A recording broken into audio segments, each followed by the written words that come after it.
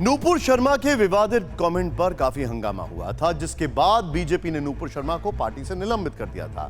BJP ने बकायदा statement जारी करके नूपुर शर्मा के बयान से किनारा कर लिया। लेकिन आज सुप्रीम कोर्ट की टिप्पणियों के बाद विपक्षी दलों को बीजेपी पर हमला करने का मौका मिल गया। सुप्रीम कोर्ट ने नूपुर शर्मा को उनके कमेंट के लिए डांट लगाई, तो तुरंत इस पर राजनीति शुरू हो गई। पूरी रिपोर्ट देखें।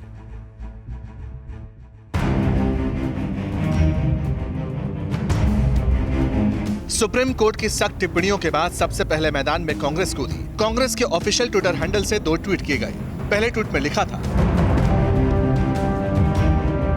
भाजपा से निलंबित नफरती प्रवक्ता नूपुर शर्मा को सुप्रीम कोर्ट ने कड़ी फटकार लगाते हुए कहा कि आपके बयान से देश का माहौल बिगड़ा, टीवी पर माफी मांगनी चाहिए। ये आदेश पूरी भाजपाई हुकूमत के चेहरे पर एक करारा तमाचा है।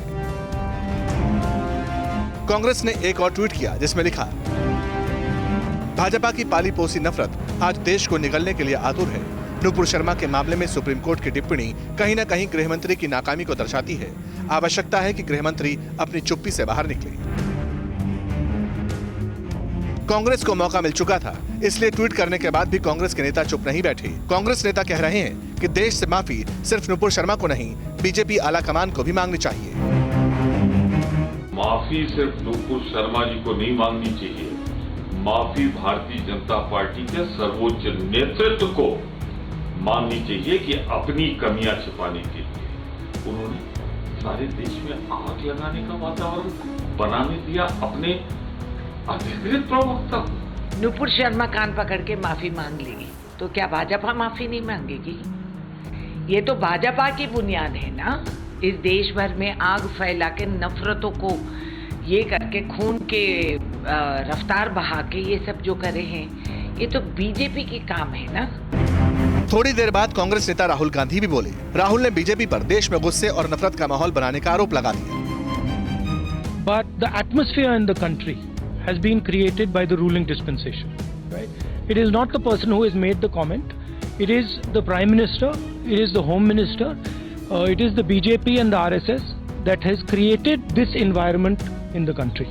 This environment of anger, this environment of hatred, and frankly the creation of this environment in the country is an anti-national act.